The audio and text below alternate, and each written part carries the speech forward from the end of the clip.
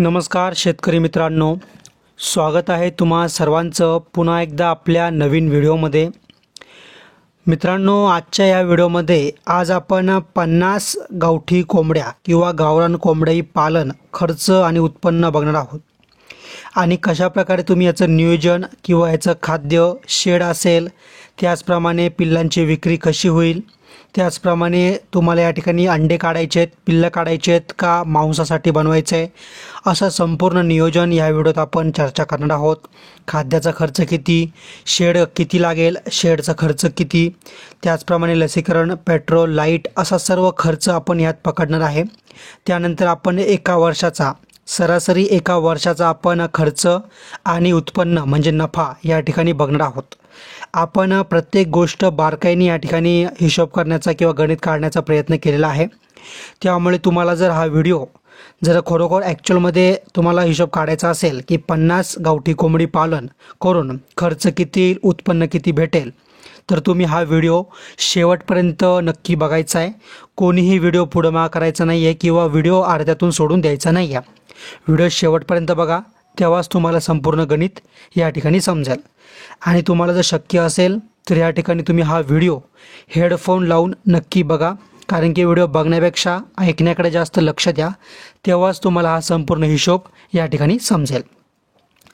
तर बघा, या ठिकाणी आपण एक संपूर्ण माहिती बघणारच आहोत, पण त्या अगोदर जे लोक नवीन आहेत आपल्या चॅनलवरती, तर त्या सर्वांनी आत्ताच्या आत्ता आपल्या चॅनलला लगेच सबस्क्राईब करून बेल आयकॉनला क्लिक करायचं आहे, म्हणजे असेच व्हिडिओ येणाऱ्या काळात तुमच्यापर्यंत नक्की पोहोचतील। आणि व्हिडिओला पण लाईक करायचं आहे, कारण की मी तुमच्यासाठी खूप मेहनतीने असे व्हिडिओ नेहमी आणत असतो। तर प्रत्येकाने व्हिडिओला लाईक करा, चॅनलला सबस्क्राईब करून बेल आयकॉनला क्लिक करा। तर बघा, तुम्हाला जर 50 गावठी कोंबड्या पाळायच्या असेल बरोबर, तर त्या तुम्हाला या ठिकाणी प्युअर गावरान कोंबड्या जर पाळायच्या असेल तर त्या तुम्हाला पिल्लांसाठी नाहीतर मग मांस किंवा या ठिकाणी कटिंगसाठी पाळावे लागतील। आता बरेच लोक बोलतील की सर आम्ही प्युअर गावरान अंड्यासाठी पाळू का? जर तुम्हाला अंड्यांसाठी पाळायचे असेल तर तुम्ही या ठिकाणी सोनाली, डीपी असेल किंवा कावेरी अशा क्रॉस ब्रेडच्या कोंबड्या तुम्ही आणू शकता। पण जर तुम्हाला प्युअर गावरान कोंबडी पालन करायचं असेल तर माझं तर हे म्हणणं आहे की या ठिकाणी तुम्ही मांसासाठी पाळल्या पाहिजे, कारण हिची अंडी देण्याची क्षमता अतिशय कमी असते। आता जर आपण 50 गावरान कोंबड्या जर पिल्लांसाठी पाळत असेल तर त्यांना जागा किती लागेल आणि शेड बांधायला खर्च किती येईल, शेड कसं राहील, यावर आपण चर्चा करूया। आता जर आपल्याला 50 गावठी कोंबड्या पाळायच्या आहेत आणि त्यानंतर त्यांच्यापासून आपल्याला पिल्लांची निर्मिती करायची आहे, तर एक साहजिक आपल्याला कमीत कमी 500 स्क्वेअर फुटाचं तरी शेड असणं गरजेचं आहे। आता 500 स्क्वेअर फुटाचं शेड कसं होईल, तर तुम्ही या ठिकाणी 20 बाय 30चं शेड बनवू शकता, जेणेकरून 600 स्क्वेअर फूट होईल, ज्यामध्ये भिंती वगैरे कट होऊन या ठिकाणी एक सरासरी 500-550 स्क्वेअर फुटाचं शेड तुमच्याजवळ तयार होईल। आता 500 स्क्वेअर फुटाचं शेड तयार करण्यासाठी आता बघा, तुम्ही जर कच्चं शेड तयार करता असाल, ज्यामध्ये तुम्ही फक्त कच्ची जाळी आणून कंपाऊंड करणार, खाली मुरुम टाकणार आणि वरती ताडपत्री किंवा गवताचं तुम्ही छत करणार, असं जर तुम्हाला शेड करायचं असेल तर तुम्हाला एक 10, 20, 30 हजारापर्यंत तुमचं शेड होऊन जाईल। पण मी जे शेड सांगतोय, जर तसंच शेड तुम्ही केलं तर तुम्हाला ते फायद्याचं पण ठरणार आणि तुम्हाला या ठिकाणी 50,000 ते 1 लाखापर्यंत खर्च येऊ शकतो। आणि तुम्ही पक्कं शेड करा, कारण की रानटी जनावरापासून साप, मुंगूस असेल किंवा मग घूस असेल, त्याचप्रमाणे लांडगे, कोल्हे असेल किंवा इतर जंगली रानटी प्राणी असेल, त्यांच्यापासून त्यांचं चांगलं रक्षण होईल आणि एक तुमचं शेड पण कायमस्वरूपी या ठिकाणी होऊन जाईल। आता ते शेड कसं बांधायचं, तर तुम्हाला या ठिकाणी 20 बाय 30 असेल किंवा 17-18 बाय 30 असेल बरोबर, तर तुमचं 500 स्क्वेअर फूट शेड होऊन जातं आहे। त्यामुळे तुम्हाला खाली कोबा करायचा आहे, वरती सिमेंट पत्रे टाकायचे आहेत आणि उंची कमीत कमी तिची 8 आणि 10 ठेवायची आहे, म्हणजे तुम्ही एक पाकी करू शकता, ज्यामध्ये तुमची एका साईडला 10 फूट उंची असेल, एका बाजूला 8 फूट उंची असेल। सोबतच या शेडचा पाया तुमचा कमीत कमी 1 फूट तरी उंच या ठिकाणी उंच असावा। शेडच्या आजूबाजूला जास्त पाणी नसावं, त्यानंतर शेड हे एखाद्या दुसऱ्या पोल्ट्रीपासून, म्हणजे ज्यांचं ऑलरेडी कोंबडी पालन असेल किंवा बॉयलरचं शेड असेल किंवा पोल्ट्री असेल, त्यापासून कमीत कमी या ठिकाणी 200 मीटर तरी लांब असणं गरजेचं आहे, म्हणजे त्या माशा आपल्याकडे जास्त प्रमाणात येणार नाही. आता हे झालं शेडचं. आता यामध्ये तुम्हाला काय करायचं आहे, आडवे बांबू मारून यामध्ये एकावर एक असे 3-4 कप्पे आणखी करायचे आहेत. म्हणजे जर तुमचं शेड 500 स्क्वेअर फुटाचं असेल आणि एका कोंबडीला 1 ते 1.5 स्क्वेअर फूट जागा लागते, तर एका स्क्वेअर फुटामध्ये तुमच्या 4 ते 5 कोंबड्या सहजपणे बसेल. त्या कशा, तर तुम्ही आडवे बांबू मारा. जर तुम्ही आडवे बांबू मारले तर काय होईल, तर एका स्क्वेअर फुटामध्ये 3 ते 4 कोंबड्या सहजपणे एकावर एक या ठिकाणी बसेल. म्हणजे तुम्हाला असे कप्पे तयार करत जायचे आहे. त्यानंतर बघा, तुम्हाला शेडच्या आजूबाजूला एक, तुम्हाला शक्य असेल तितकं मोठं तुम्ही करू शकता. तुमच्या किंवा एखाद्या शेताला किंवा वावराला तुम्ही छोटंसं 8 फूट उंचीचं तार कंपाऊंड, जाळीचं कंपाऊंड मारून घ्या आणि त्यामध्ये तुम्ही उकिरडा करा. तुमच्या गुरांचं शेण वगैरे किंवा शेळ्यांचं लेंडं टाका आणि त्यानंतर मार्केटचं जे काही भाजीपाला वेस्ट असेल, हॉटेल वेस्ट असेल, ते आणून तुम्ही तिथे एक छोटासा उकिरडा तयार करा. तुमच्या कंपाऊंडच्या आत तुम्ही तुती असेल, शेवगा असेल, त्याचप्रमाणे इतर सर्व झाडे असेल, पालक, मेथी असेल, त्यानंतर सुभाबळ असेल, असे वेगवेगळ्या प्रकारचे तुम्ही त्यामध्ये झाडे लावा. म्हणजे कोंबड्यांना या ठिकाणी सावली पण होईल आणि हे चारा पिकं आहेत, यापासून त्यांना खाद्यांची निर्मिती देखील या ठिकाणी तयार होईल. म्हणजे बघा, उकिरड्यातून त्यांना किडे, गांडुळे भेटतील, त्यानंतर शेणातले किडे खातील, भाजीपाला वेस्ट, हॉटेल वेस्ट ते देखील त्यांना खाद्य म्हणून उपयोगी होईल. आणि महत्त्वाचं म्हणजे जो झाडाचा पाला असेल किंवा मग जो चारा असेल, पालक, मेथीघास असेल, त्यापासून त्यांचं 50% खाद्याचा खर्च तुमचं या ठिकाणी वाचून जाईल. आता हे मी सांगितलं अर्ध बंदिस्तसाठी.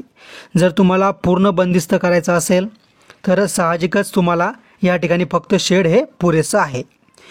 आता शेड झालं. आता त्यानंतर आपल्याला आणायच्यात आपल्या फार्मवरती कोंबड्या. पण या ठिकाणी जेव्हा तुम्ही कोंबड्या आणशाल त्या अगोदर तुम्हाला खाद्याचं, शेडचं व्यवस्थित नियोजन करून ठेवणं गरजेचं आहे. आता बघा, आपल्याला आणायच्या आहेत 50 अंड्यावरच्या कोंबड्या. त्यासोबत आणायचे आहेत आपल्याला किती, एक ॲटलिस्ट 5 ते 10 कोंबडे आपल्याला या ठिकाणी लागणार आहेत. म्हणजे 7 ते 8 कोंबड्या मागं एक तरी कोंबडा आपल्याला असणं गरजेचं आहे. तेव्हाच आपल्याला फर्टाईल अंडे या ठिकाणी भेटेल. आता बघा, आपण 2 टाईपच्या कोंबड्या आणू शकतो, ज्यामध्ये एकामध्ये आपण मोठ्या कोंबड्या आणू शकतो. जर आपण मोठी कोंबडी बघितली एकदम चांगल्या क्वालिटीची, चांगल्या दर्जाची, तर 500 रुपये प्रति कोंबडीने आपण 50 × 500 अशा 25,000 रुपयाच्या कोंबड्या आणल्या आणि 10 कोंबडे पकडले आपण, तर 10 × 700 रुपयाला एक कोंबडा आणला आपण. तर 10 × 700 असे 7,000चे आपण कोंबडे आणले. असा टोटल खर्च लागला आपल्याला 32,000 रुपये. बघा, शेडला लागला 1,00,000 आणि कोंबडे आणायला लागले 32,000. जर तुमच्याकडं वेळ जास्त असेल तर तुम्ही एक दुसरी पण ट्रिक वापरू शकता, ज्यामध्ये तुम्ही या ठिकाणी मोठ्या कोंबड्या किंवा कोंबड्या आणण्यापेक्षा तुम्ही लहान पिल्लं आणू शकता. म्हणजे जर तुम्ही 1 दिवसाचे पिल्लं आणले, 1 दिवसाचे तुम्ही गावठी पिल्लं आणले, तर तुम्हाला साहजिकच 50 रुपयाच्या आसपास एक पिल्लू 1 दिवसाचं या ठिकाणी भेटून जाईल. जर तुम्ही 200 पिल्लं आणले 50 रुपये प्रति पिल्लाने, तर 10,000 रुपये तुम्हाला पिल्लांवरती खर्च येईल. त्यानंतर तुम्ही जर या ठिकाणी बघा 200 पिल्लं आणली होती आणि त्यातून एक सरासरी 30 ते 40 पिल्लांची या ठिकाणी मर झाली. कारण की किती जरी नाही म्हणलं तर पिल्लांची मरतूक या ठिकाणी थोडीफार काही ना होती. आणि जर तुम्ही दुसऱ्या शेडमधून किंवा दुसऱ्या फार्ममधून पिल्ले आणत असाल तर तुमची मरतूक होणं साहजिक आहे. तर या ठिकाणी पिल्लं मेल्यानंतरसुद्धा तुमचे एक 150-160च्या आसपास पिल्लं जगली. त्यातून तुमचे 50 कोंबडे निघाले आणि 100 कोंबड्या राहिल्या. मग या ठिकाणी तुम्ही 100 कोंबड्या आणि 10 कोंबडे साईडला ठेवले. उर्वरित 40 कोंबडे, सरासरी सांगतोय, उर्वरित 40 कोंबडे तुम्ही प्रति कोंबडा 600ने जरी विकला तरी तुम्हाला या ठिकाणी 24,000 रुपये भेटणार आहे.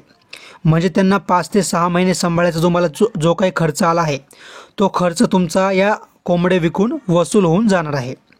बरोबर. आता त्यानंतर तुम्ही कोंबडे विकून तुमचा खर्च वसूल केला. पण आता तुमच्या कोंबड्या अंड्यावर आल्यात.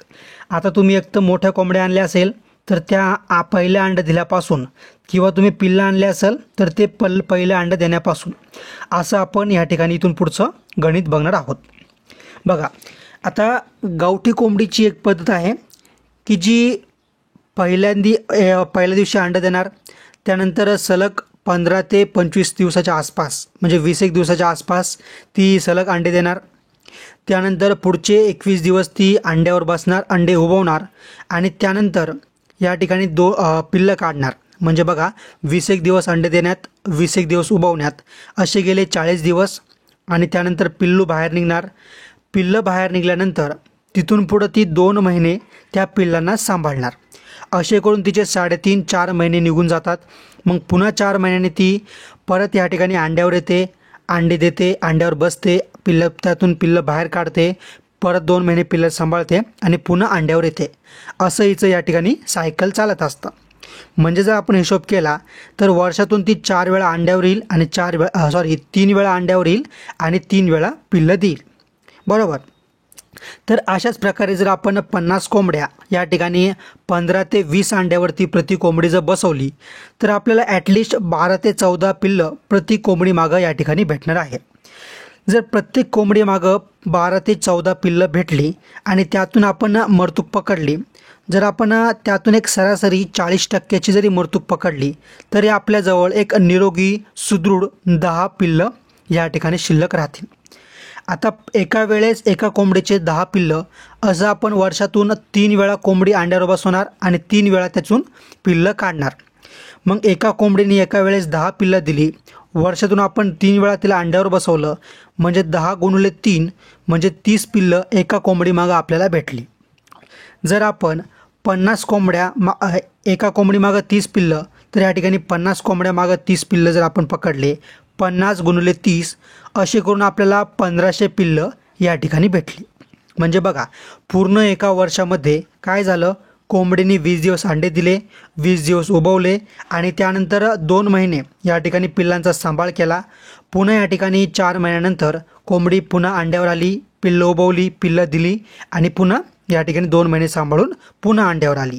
असं हे संपूर्ण सायकल चक्र आपण या ठिकाणी बघितलं आणि त्यानंतर आपल्याला 1500 पिल्लं एक सरासरी आपल्याला भेटले.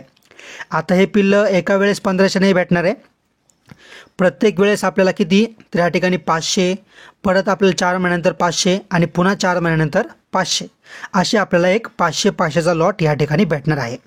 म्हणजे तुम्ही या ठिकाणी नोटीस केलं का की एका वेळेस आपल्या फार्ममध्ये आपली जी कॅपॅसिटी आहे पिल्लं सांभाळायची ती आहे या ठिकाणी 2000 पक्ष्यांची. कारण की 500 स्क्वेअर फुटाचं आपलं शेड आहे आणि एका स्क्वेअर फुटामध्ये आपण एकावर एक असे 4 कप्पे करून या ठिकाणी 4 पक्षी एका स्क्वेअर फुटात बसवणार. म्हणजे एका वेळेस 2000 पक्षी बसण्याची कॅपॅसिटी आपल्या शेडची आहे. पण तरी देखील काय की आपली एका वेळेस म्हणजे एका लॉटमध्ये 500च पिल्लं आहेत आणि एक पिल्लू या ठिकाणी जर जन्माला आल्यानंतर एका स्क्वेअर फुटामध्ये 4 बसतात. त्यानंतर महिन्यानंतर एका स्क्वेअर फुटामध्ये 2 पक्षी बसतात, बरोबर ना. आणि त्यानंतर ते मोठे झाल्यानंतर एका स्क्वेअर फुटामध्ये 1 पक्षी बसतो. आणि जरी इतकी जागा असली तरी आपली भरपूर जागा या ठिकाणी शिल्लक राहणार आहे. कारण की आपल्याजवळ एका वेळेस 500 ते 600च पक्षी या ठिकाणी असणार आहे. आणि जोपर्यंत आपला पहिला लॉट म्हणजे जे 500 पिल्लं आहेत पहिल्या लॉटचे ते या ठिकाणी 4 ते 5 महिन्याचे होतील, तेव्हा आपला दुसरा लॉट या ठिकाणी अंड्यातून बाहेर निघेल. त्यानंतर आपला दुसरा लॉट जो 1 महिन्याचा होईल तेव्हा आपले पहिला लॉट विकला जाईल आणि आपला दुसरा लॉट या ठिकाणी विकायला येईल, तेव्हा आपला तिसरा लॉट अंड्यातून बाहेर निघेल. आणि जेव्हा आपला तिसरा लॉट 1 महिन्याचा होईल तेव्हा आपला दुसरा आणि पहिला लॉट ऑलरेडी विकलेला असेल. त्यामुळे एका वेळेस आपल्या शेडमध्ये फार्ममध्ये जास्त अडचण होणार नाही. आता आपल्याला सुदृढ 1500 पिल्लं भेटली. आता आपण यांना खाद्याचा खर्च बघूया. जसं की एक पिल्लू किंवा एक कोंबडी 1 किलो होईपर्यंत सरासरी 3 किलो खाद्य खाते आणि 3 किलो खाद्य एक पक्षी खाणार, तर 1500 गुणिले 3 असं 4500 किलो 4500 किलो खाद्य यांना 1 किलो होईपर्यंत लागेल. जर आपण हे खाद्य 50%च त्यांना दिलं आणि 50% आपण घरगुती खाद्य दिलं, ज्यामध्ये आपला चारा असेल, किडे असेल, उकिड्यावर असेल किंवा हॉटेल वेस्ट आणि भाजीपाला वेस्ट असेल, तर आपला 50% खाद्य खर्च वाचेल. आणि जर खाद्य खर्च 32 रुपये प्रति किलोने आपल्याला विकतचं खाद्य भेटतं, प्री स्टार्टर असेल किंवा मग फिनिशर असेल, तर आपल्याला 32 रुपये प्रति किलोने ह्या ठिकाणी भेटतं. जर आपण 32 रुपये प्रति किलोने 4,500 किलोचा हिशोब काढला तर 1,44,000 रुपये आपल्याला 100% विकतच्या खाद्याचा खर्च येतो. बरोबर, म्हणजे ज्या लोकांना पूर्ण बंदिस्त करायचं आहे त्यांना 1,44,000 रुपये खर्च येईल. पण ज्या लोकांना अर्ध बंदिस्त करायचं आहे म्हणजे 50%च खाद्य द्यायचं आहे त्यांना मात्र 72,000 रुपये या ठिकाणी खाद्याचा खर्च येणार आहे. आता आपण 72,000 रुपये 50% खाद्याचा खर्च पकडला. त्यानंतर आपल्या ज्या मोठ्या कोंबड्या आहेत त्यांना पण खाद्य लागेल. बरोबर, आता मोठ्या कोंबड्यांचा जो खाद्य खर्च आहे तो किती लागेल तर बघा, एक कोंबडी सरासरी 100 ग्रॅम दिवसाला खाद्य खाते आणि जर 50 कोंबड्या असेल तर एक सरासरी 5 किलो खाद्य दिवसाला खाईल. त्या 5 किलोमधून आपण एक सरासरी 2.5 किलो खाद्य त्यांना दिवसाला दिलं, असं मिळून आपण 2.5 किलो गुणले 365 दिवस, बरोबर 912 किलो खाद्य त्यांना एका वर्षात लागेल. आता आपण 912 ऐवजी या ठिकाणी 1,000 किलो पकडून चालूया आणि 1,000 किलो 32 रुपये प्रति किलोने आपण हिशोब केला तर 32,000 रुपये फक्त मोठ्या पक्ष्यांचा किंवा मोठ्या कोंबड्यांचा खाद्य खर्च राहील. आता बघा, 72,000 पिल्लांचा आणि 32,000 मोठ्या कोंबड्यांचा खाद्य खर्च आहे. आता त्यानंतर आपला इतर खर्च आपण या ठिकाणी बघूया. लसीकरण, दर तुम्हाला 15 दिवसातून एकदा लसीकरण करावं लागेल, ज्यामध्ये मी 16,000 रुपये या ठिकाणी लसीकरणाचा खर्च पकडला आहे. पेट्रोलचा खर्च, ज्यामध्ये तुम्हाला 2-3 दिवसातून एकदा असेल किंवा मग कदाचित तुम्ही या ठिकाणी पिल्लू पाळत आहेत तर तुम्हाला या ठिकाणी रोजचं या ठिकाणी बाहेर जायची वेळ येणार नाही, त्यामुळे तुमचा गाडीचा जास्त यूज होणार नाही. पण तरी देखील समजा तुम्हाला काही छोटं मोठं तुमचं शेड घरापासून लांब असेल किंवा तुम्हाला काही कारणास्तव गाडीचा उपयोग लागतोच, त्यामुळे आपण 18,000 रुपये पेट्रोलचा खर्च पकडला. लाईट बिल 6,000 रुपये पकडले. तूस चुना 5,000 रुपये पकडले. म्हणजे लसीकरण, पेट्रोल, लाईट बिल आणि तूस चुना असे मिळून आपण 45,000 रुपये एक सरासरी आपला बाकीचा खर्च पकडला. बरोबर, आणि बघा, आपण हा सर्व खर्च तुम्हाला एकत्र करून त्यानंतर उत्पादनातून वजा करून निव्वळ नफा किती येईल हे आपण पुढं बघणार आहोत. पण त्या अगोदर पुन्हा आठवण करून देतो की आपण असेच महत्त्वाचे व्हिडिओ या ठिकाणी दररोज आणत असतो, त्यामुळे तुम्ही काय करायचं आहे, लगेच आपल्या चॅनलला सबस्क्राईब करून बेल आयकॉनला क्लिक करा. व्हिडिओ बनवायला खूप मेहनत लागते, माहिती गोळा करावी लागते, एडिट करावं लागतं, बोलावं लागतं. तर प्रत्येकाने व्हिडिओला नक्की लाईक करा आणि असेच तुम्ही हा व्हिडिओ कोणत्या जिल्ह्यातून बघताय हे मला लगेच कमेंट करून सांगा. बघा, आपण आलो होतो खर्च आपला. आता आपण खाद्य खर्च आणि इतर खर्च एकत्र करूया. जसं की आपण लसीकरण, पेट्रोल, लहान पिल्लांचा आणि मोठ्या कोंबड्यांचा खाद्य खर्च, जेव्हा आपण संपूर्ण हा खर्च एकत्र केला तेव्हा आपला सर्व जो खर्च आहे तो 1,49,000 रुपये या ठिकाणी होतो आहे. म्हणजे सर्व खर्च किती झाला, 1,49,000 रुपये. आता आपण आपलं उत्पन्न बघूया. उत्पन्न बघा, आपल्या 1500 पिल्लांमधून 40% आपल्याला कोंबडे भेटले. 40% कोंबडे म्हणजे किती झाले तर 600 कोंबडे आपल्याला भेटले. आता प्रति कोंबडा तुम्ही 1000ने विकू शकता आणि 800-700ने विकू शकता, पण आपण एक सरासरी 600 रुपये पकडलेत. 600 गुणिले 600, बरोबर, या ठिकाणी 600 कोंबडे आहेत, प्रति कोंबडा 600ने विकला. 600 गुणिले 600 3,60,000 रुपये आपल्याला कोंबडे विकून भेटले.